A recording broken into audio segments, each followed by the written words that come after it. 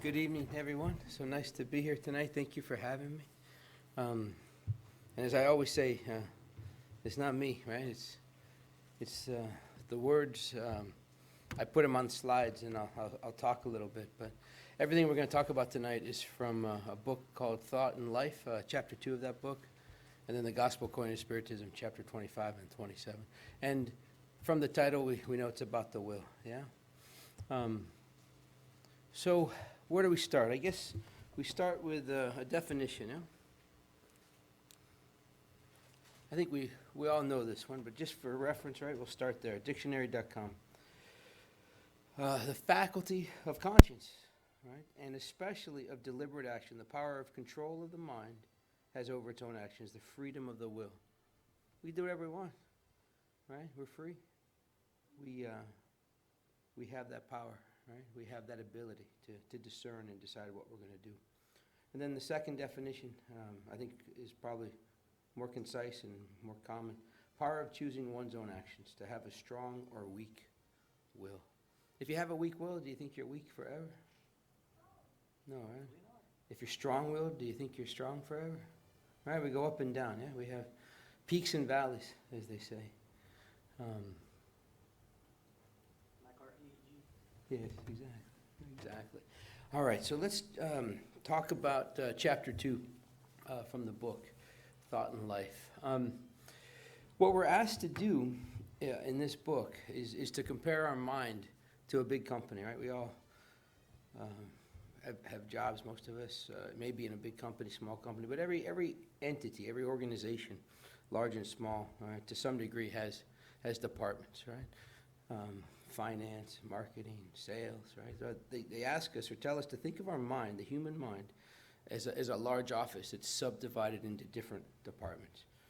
They list, in no particular order, right? The department of desire, right? Purpose and aspiration. It stimulates us to activity. We desire things, right? Good, bad, whatever that is. But our desire for whatever we do drives us. Another department, the Department of Intelligence, right? It expands evolutionary and cultural assets, right? If it wasn't for our intelligence and our ability to learn and retain what we learn, we wouldn't evolve as rapidly or at all, perhaps, right? There's a couple more. Department of Memory, that's important, right? Our mind, our entity, right, has this vast ability for memory, where archived experiences are stored. What we do with those archives can be positive or negative, right? We can stimulate positive or negative action as a result of how we reflect or interact with those memories. What other departments could we put in this organization in our brain? Anything else come to mind? It could be huge, right? It could go on and on, right? There's many different ways we could break down the brain, but we won't do that. We get the idea, right? So as we think about a company, right? I'm a department head at my job. I manage a department of my company, right? Does that mean I make all the rules? Am I the boss? No. I'm a manager, but I have a manager, right? I answer to a boss. Same thing with the human brain, right? We have all these different departments, you know, the emotions, anger, desire, all those things we talked about. But we're instructed here, we're taught that the will is the enlightened and vigilant manager that supervises all sectors of our mental activity. So the will, as I say, the buck stops here, right? The will is the final step, right? What are we going to do with all this stuff? And they describe it that our will is like a luminous aura that surrounds us and defines us in a lot of ways. So the will is the big cheese, right? The boss, the manager. So what does that mean? All right? Think of a ship, right? The captain of a ship. For driving forces that's incorporated our knowledge, right? We have knowledge, we have all these different aspects of our brain, not just experiences from this life, but things we've brought with us. And these are the driving forces in this life right now, right? They talk about electricity being dynamic energy, that makes sense. Magnetism being static. And then thought is this electromagnetic force. Our thoughts, as you know, are very powerful, right? Not only impacting us, but the people around us. And the will is what steers the ship in this regard, how we utilize this energy and these forces. They go on to tell us that when you join these three together, right, in all the manifestations of life itself, thought, electricity, and magnetism, what happens is there's an affinity and assimilation. Individually, obviously, right? What we think, what we say, what we do, right? Thoughts, words, actions, right? They all come together with action. What does that do? It draws to us like energy. So if we're wherever we are, doing whatever we're doing, thinking whatever we're thinking, we're drawing energy to us that's in tune with that. And we assimilate to that around us. You show me the people you spend most of your time with, and there's assimilation there, right? In what they say, what they think, and what they do. And this affinity to like-minded spirits, this assimilation to the environment that we spend time in, that's how we evolve. If we choose to spend time with elevated energy, we elevate faster, with less pain, perhaps, right? If we choose to spend our time in more base pursuits, it's slower and more painful. Does that make sense? Awesome. I think I messed up the PowerPoint. There we go. Nope. There we go. Somehow I put the Google page on top. All right. So, will, they go on to tell us, is the decisive factor with everything. Will determines our action, obviously, and the brain is this dynamo that's just stimulating, generating, producing all of this mental energy. My brain is different than your brain. Peter's brain is different than your brain, right? It's to the capacity of the individual spirit, the individual mind at the time, right? We all have our own capacity, and that capacity doesn't go away, right? When we pass and this life ends, as it will for all of us, we will obviously go through this errant state where life between life, if you will, where we return to the spirit world, and whatever we had acquired morally, intellectually, right, knowledge-based stuff, that doesn't disappear. We shed our skin, we shed our bones, we shed our bank accounts, right, all that kind of stuff. But knowledge, character, moral development stays right there. We heal, we recover, we regroup, we review things that didn't go so well in that last life, and we make a plan to improve. And obviously, as that happens in this next life, right, as we are now, the will provides the control to that direct mental energy in one direction or the other. And with each successive life, right, we evolve thanks to that. But what does that create? What do you guess? Causes, right? The things that we're doing right now, thinking, saying, doing, creates action on our behalf, right? Decisions are made or not made. And those become the causes of the problems in our destiny, right? The things that happen to us tomorrow, right? And the next life and 5 lives from now, right? We are setting in motion the causes of our future destiny. What do we usually call this process? We've all seen this slide, probably. I love this slide. I don't know where I got it, so I can't give credit. I borrowed it from someone. Call it cause and effect, right? Cause and effect. Tomorrow is the effect or the consequence of things I decided today for all of us. And it's the cycle. It goes on and on and on until we evolve beyond a point where we don't need to come to earth anymore, and ultimately to where we become a pure spirit in that Christ-like perfection. Next life for Peter. Right? All right.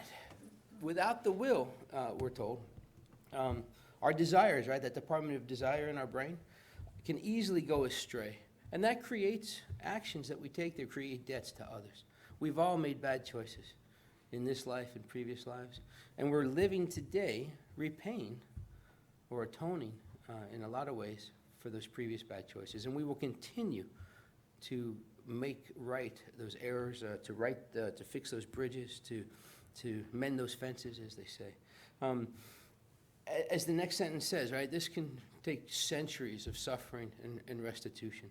There's a book that in the codification of Spiritism called Heaven in hell, right? Filled of stories, accounts of spirits that have gone before us about their trials and tribulations. And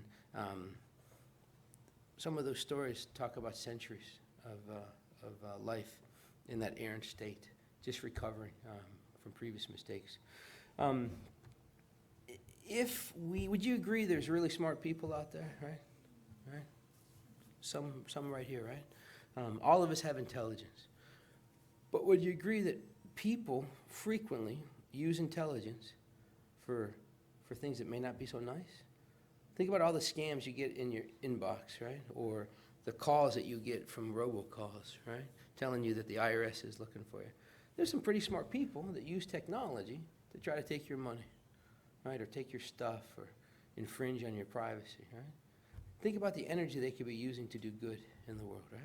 Right? So intelligence can be used in a lot of different ways. So if you use your intelligence for criminality, all right, it tells us we can create monsters in darkness.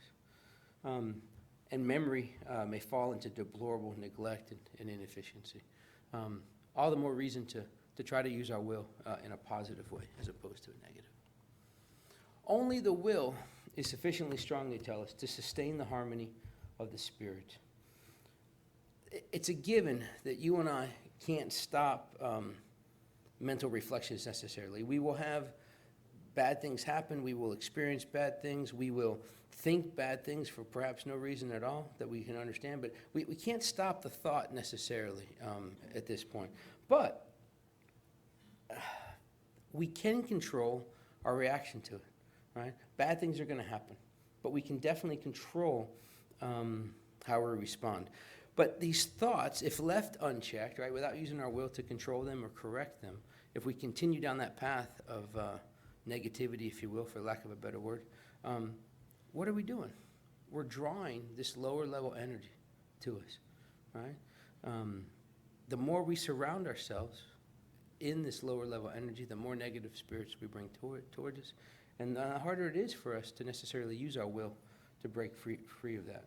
The will, however, they tell us, can take over, right? They can lift you up. You can lift yourself up with a will. You can remove yourself from the situations that you're in. You can use your will to change the stuff you're putting into your head. You can use your will to change the words that are coming out of your mouth, right? One thing to have the thought, another thing to let your will not control it. Easy enough? Yeah, right. Easy to say, right? Easy to say. But we all are working on our will, for sure. Myself especially. Will imposes that disciplinary control. It's that the brakes, or it's that transformer, it's that switch, right? It's when used properly, right? It creates discipline. It can control our desires. It can use our intelligence for good versus bad. It can use our imagination. There's a lot of creative people out there, a lot of neat stuff being created. There's also a lot of stuff that's not so good for us being created by people with very vivid imagination. So the will can be used to use our imagination, to control our imagination in the sense that we use it for good as opposed to bad. And then the memory as well can be controlled. This last sentence, right? God conceded will to reason after the being laboriously traversed through the dark regions of instinct on its multi-millennial journey. What does that mean? I had to read it a couple times. Well, what I took from that is we were created, right? I'll show you the next slide. You guys have seen this one before. I like this slide very much. Again, I don't know who I borrowed this from, all right? But I love this slide. We were all created simple and lacking knowledge, right? On the bottom left-hand side of this graph, right? The lower left quadrant there. Pretty much identical, right? God created us all the same. If we go back to this previous slide, right, and we think about reason being created, or conceded reason after being laboriously traversed through dark regions, it talks about instinct, right? So think about us being very simple and ignorant, or lacking knowledge when we're first created. Almost, always acting on instinct, right? Our bodies reacting to the world around us, our minds reacting to the world around us instinctually. But fortunately, by the grace of God, right, we have this multiple lives, reincarnation, that propels each of us along our path at our own pace, at our own rate. through these successive lives, ultimately to this last order, right, of pure spirits. If we're on earth, if we're, for the most part, we're in that lower quadrant, right, in that imperfect spirits, working our way towards that second order. Thanks to these successive lifetimes and the forgetfulness of the past, right? Fortunately, we're not born with memories of the things that we've done terribly wrong in the past. But with use of our will and this desire to grow, when we enact discipline with our will and make better choices, we go along this path with less pain and it's less arduous. If we use our will negatively, there's more pain, more suffering. So when they talk about millennia, it just means this is an ongoing process for a very long time. Easy enough? I gotta find another word. I'm saying easy enough too much. I did it again. Man. Sorry, guys. I've been on vacation for too long. There we go. All right. Another one of my favorite slides. Right now, today, which one of these am I? Well, am I? Or am I really all three? If you think about it. Right? Yes, I'm in a body, and that's me right now talking. I'm in this body. I'm kind of a prisoner in that body, right? It's connected via a perispirit to my spirit. So technically, I'm a spirit in a physical body, right? Incarnated in a physical body. But yes, for today's conversation, I'm in the body, right? The things that I do in this body stay with me. Not just my body, but my spirit. What? Yeah, right, there you go. I like the data center, the modem, and the computer. I love it. So thoughts, words, actions, all of those three things get imprinted on that spirit as I go along this life. All the things I've done in another body in a previous life are still embedded in that spirit, right? It's part of the spirit. It's eternal. And my mission, this life that I helped form, which I have no memory of, right, thankfully. If they give me if I had the playbook, it'd be cheating, right? Well, I guess I do have the playbook, but you know what I mean. If I knew what I was supposed to do entirely, and then where would be the challenge in that? And in our lifetime today, this limited moment in time, right, whether I'm blessed with 90, 100 years, or I die tonight, right, in this limited amount of time, I have the ability to correct previous wrongs and to chart my course, right, using my will as the captain of my ship to chart a better direction. So how do we do this? How do we go from one life to the next and progress? Am I wrong in thinking that most of you would like to do this with less pain, if possible? Okay, good. That's what I'm assuming. I want to make sure. Because I know I do. I want to lessen the pain.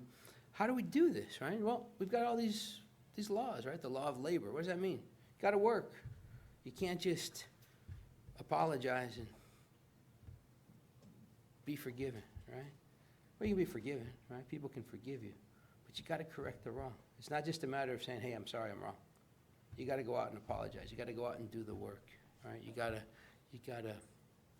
do it. Law of progress. It says, hey, you're going to evolve. You don't have a choice. You are going to evolve. Each and every one of you are destined to become a pure spirit, right? Now, it can be slow, it can be fast, it can be painful, it can be less painful. We control that by our actions. But law of progress tells us this. Seek and you shall find. We hear that all the time, right? You've got to look, you've got to try, you've got to be searching, and you got to work. What you work, right? The seed that you sow, right? You're going to produce. That's going to be your harvest. What you put in is what you get out. And then we become the children of our deeds. Easy enough? That's how we progress. All right, we can go home. You guys know everything. They go on to tell us that we're always the creators. You show me anybody walking the earth, or not walking, they might be confined to a wheelchair.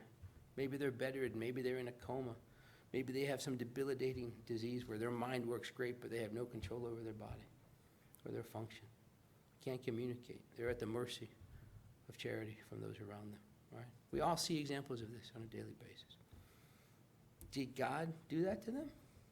Did God say this person should be bedridden and this other person should be upright, healthy, and have the ability to abuse his body, right? Because he eats too much, right? No. We created that, right? Whatever challenge we're facing in this life, we were the creators of that destiny, as we will be the creators of tomorrow's destiny. We can shorten this again by successfully completing the atonement for that. And this progression, this evolvement morally, as well as happiness overall, it's all tied to our willingness to do good, right? To provide goodness to others, to ourselves, charity to the world, right? The guilty and unhappy spirit can always save itself. You are not stuck. I am not stuck in my current condition. I'm not. Anything I face, I can overcome. Is it going to be hard? Heck yeah. Am I going to cry? Absolutely. Am I going to think I can't do it sometimes? Yeah, it happens a lot, right? I like you, have faced my own challenges through life. Still face them on a daily basis. But what I know for sure, and I want to instill in you today, is whatever you're facing today, you made it. You created it in some way. You probably don't know why necessarily. Or maybe you do. But the point is, that's today. We put ourselves here. We can change tomorrow. We can change the direction. Simply by implementing our will. And this is, now we're getting into the Gospel according to Spiritism, as opposed to the first book I mentioned. We're told that it's our lack of willingness, our lack of strength, and our lack of courage are the most common deterrents. And that if we're in a bad spot, if we're not happy, it totally depends on our willingness to do good. So if we're not doing good, if we're not in a good place, we use our will and we lift ourselves out of that. So, what's the best way to strengthen our will? Besides, well, I'll be quiet. What's the best way you think? What do we all have access to? Affirmation, prayer. I heard, yeah, man, you guys are good. We've got a lot of tools, but the easiest and the most accessible, we're being told here, is prayer. What does prayer do? Well, it's hard to be negative necessarily when you pray, I would think. I guess it's possible. But prayer, connecting with God, connecting with our mentors, our guardian angels, inspires willingness. Father, help me. Right? Help me. It definitely uplifts us. Right? Prayer encourages us for sure. Right? The other thing that we need to remember is when we're praying positively, which is almost always what we're doing when we're praying, right? We're drawing in to us, attracting to us help, right? Positive spirits, positive energy, intuition that we're given from our guardians, right? We make ourselves more accessible, more readily available to receive that positive energy, which then obviously gives us enlightenment to become the instruments for carrying out our will, using our will to carry out God's law of love and charity. So prayer is the number one thing we can do to get our will back in shape, to lift our courage, our strength. And then we're instructed how to pray, right? Which I love this because when I was a kid, I didn't know how to pray. You got on your knees and you said some words that you were taught, you know, but it was just words, right? I didn't get it. So what we want to make sure we understand is you don't have to pray out loud. You don't have to pray in front of people. Find privacy, right? It's a conversation between you and your Creator, right? Or whoever you're praying to or for, right? It's just private. You don't have to do it in show. It doesn't take 21 words or 1,000 words or 3 minutes or 2 minutes or 18 seconds. There's no time limit, right? Just pray. Be sincere and pray from your heart. whatever adversity you're facing, whatever you are looking for help with, be sincere from your heart. Be humble, right? We're instructed to start our prayers, right? And you don't have to show me your hands, but I'm assuming if you're like me, there's people in the world that you might have a problem with. Somebody you didn't like, somebody that did you wrong, somebody that you hurt.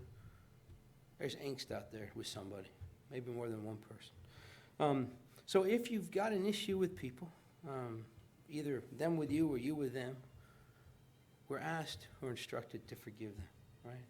Before we start prayer. Get rid of any negativity that's up here or in here. And then do your heartfelt prayer. And that's not always easy, right? To do that. But you clear the slate, if you will. You erase the board. You get rid of that negative energy that may be going on in your life. And then you start your heartfelt prayer.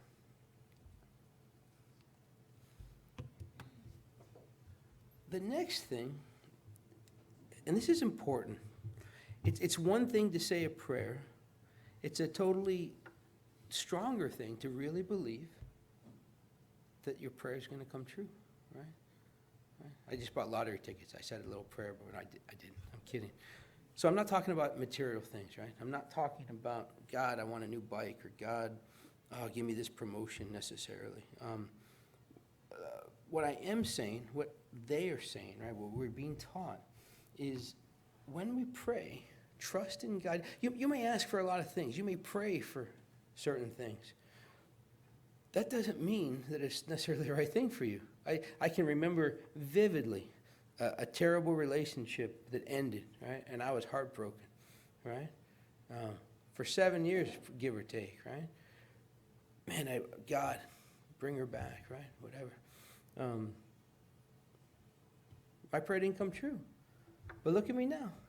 15 years, a most amazing wife who is just incredible, makes me better every day, inspires me to keep growing, loves me even with my faults, has provided 3 amazing children, which further advances my growth and my ability to love unconditionally. I'll start crying here in a minute. How beautiful. I'm pleased with my life and what's become. So I may have prayed for that previous relationship to work out, to mend, right? But there's a better plan. There's a better future for me. So just believe that God's going to take care of you, that the things are going to happen. Not necessarily what you're asking for at the time, but it's going to work out. And when I say pray and believe that it's going to come true, pray and believe that whatever you're asking for may or may not be the right thing, but that God's going to give you the courage to withstand the tribulation that you're facing, the patience to wait it out and to find your path, and then the resignation just to give it up to God, right? Give it up to look, I'm doing everything I can, I'm doing the best I can, and this is going to work out, right? So we might be praying for a certain outcome, but really what we are praying for is courage, patience, and resignation. And it's easy to say that, but it's not always easy to grasp. I can think of several instances in my life where I was just mad at God because my prayers didn't come true, right? But in the process of faith and fortitude and perseverance, prayer definitely developed courage and patience, and ultimately resignation for me, for all of us. All right, only 2 more hours, I promise. All right, we're almost done. It's also important to believe, right, when we pray, or as we walk, or as we talk, that we're not alone, right? We may feel alone, we may feel isolated, we may feel in the dark at times, but we've got to believe that the resources that we need are going to be made available. And what do we mean by resources? Does that mean money's going to fall out of the sky if you're broke? Does that mean your car is going to fix itself because it broke down? No. But it does mean that a way will present itself, right? Whatever your issue is, whatever you're facing, whether it's simple things like simple material things, or it's more serious things like overcoming major health issues or challenges with how you're living. You got to believe that God's going to provide a way for you to help yourself. It's there. It exists. And we're going to get this assistance with this guidance from above, if you will, right? When we quiet ourselves, when we pray, when we attune ourselves to that positive vibration of love and peace, and we're drawing positive spirits to us, and our mentors are there, our guardians are there. When we're quiet and still and we believe, what are we going to get? You're going to get these little voices in your head or in your conscience, in your soul. Do this. Try this, right? There's a story about a guy that gets lost in the desert, right? And he walks and he walks and he walks. And then he says, I'm going to go left. And he finds water. And that guy says, I'm so lucky. I'm amazing. I found it, right? Or the other way to look at that is he was struggling. He was thirsty. He had no idea what to do. And he asked for help, and he heard the intuition, right? He got guided in the right direction, even though he thought he was going to die, right? So are we just lucky, or are we getting help? And what we know is if we quiet ourselves and ask and elevate our energy, we will get good intuition. We'll get good messages. We just have to listen. Always try, right? God helps those who helps themselves. We can pray for miracles, right? But that's... we already know, right, that miracles are few and far between or don't exist at all. We put ourselves in a situation to receive help and direction if we let ourselves.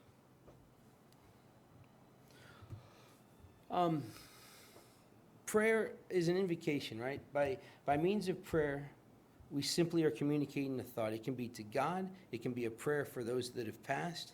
It can be a prayer to our guardian, right, for assistance.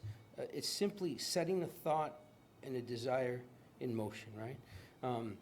It doesn't have to be for ourselves. It can be for others, and again, for the living or the dead. It just has to be heartfelt and directed. Finally, here in the last couple of slides, I think it's important to point out or reiterate when we talked about our current situation.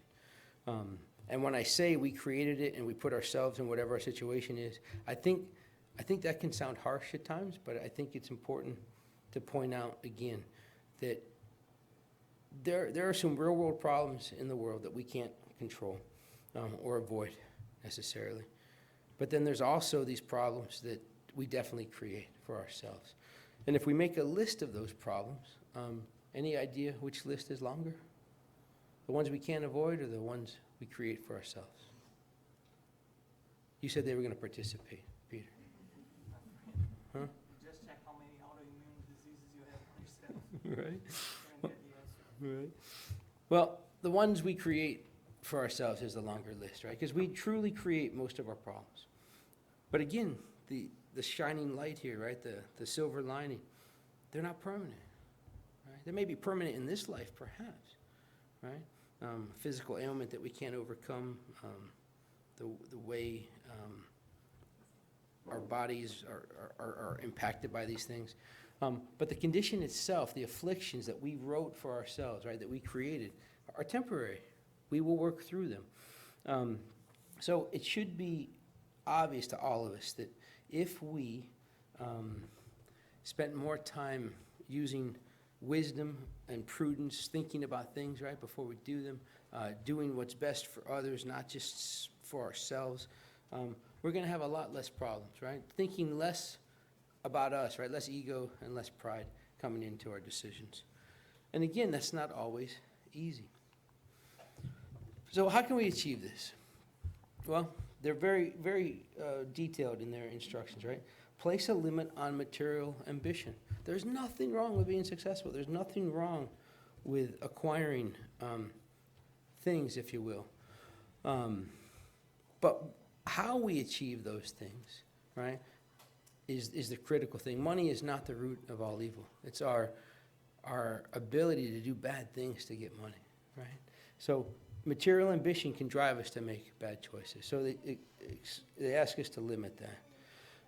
Because if we didn't have all this elevated material ambition, then we wouldn't first do things that aren't necessarily morally right to get it, and we definitely would not be living in fear of losing them, right?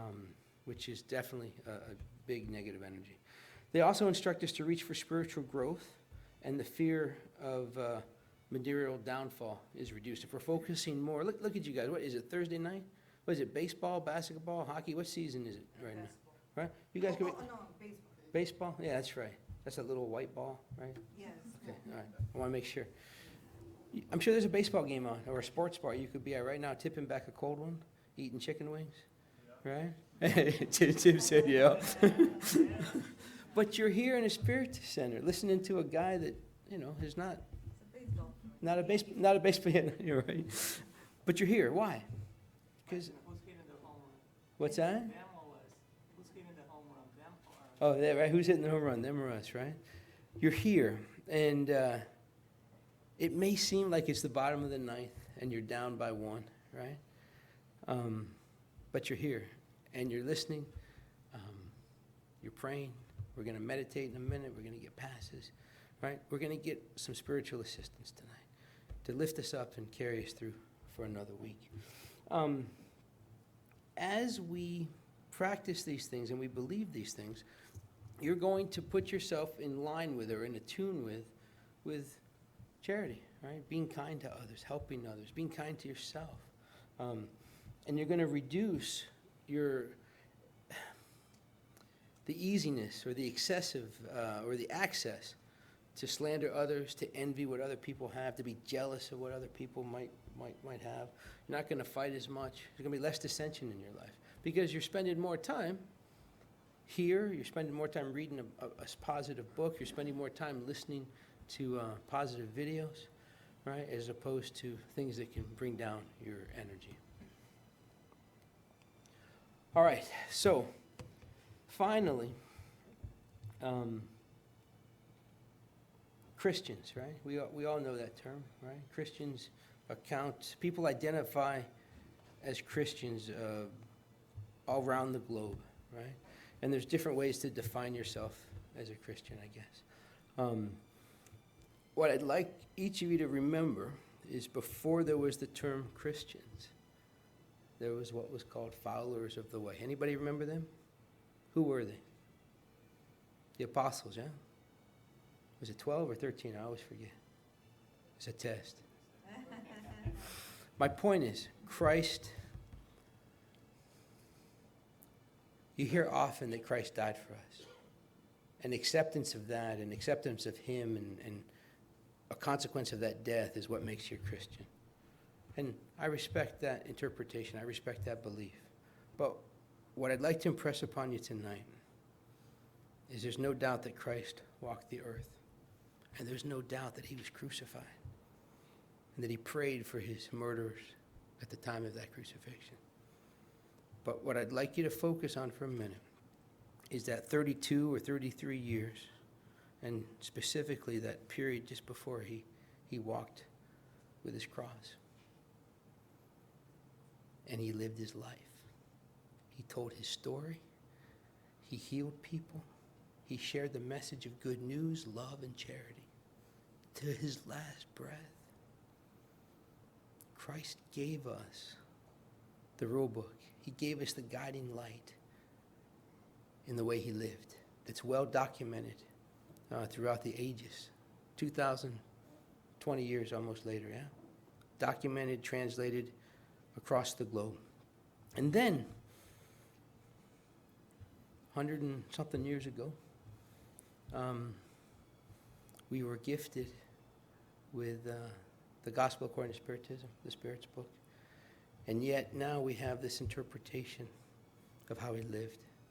Not from necessarily old text or interpretation per se, but from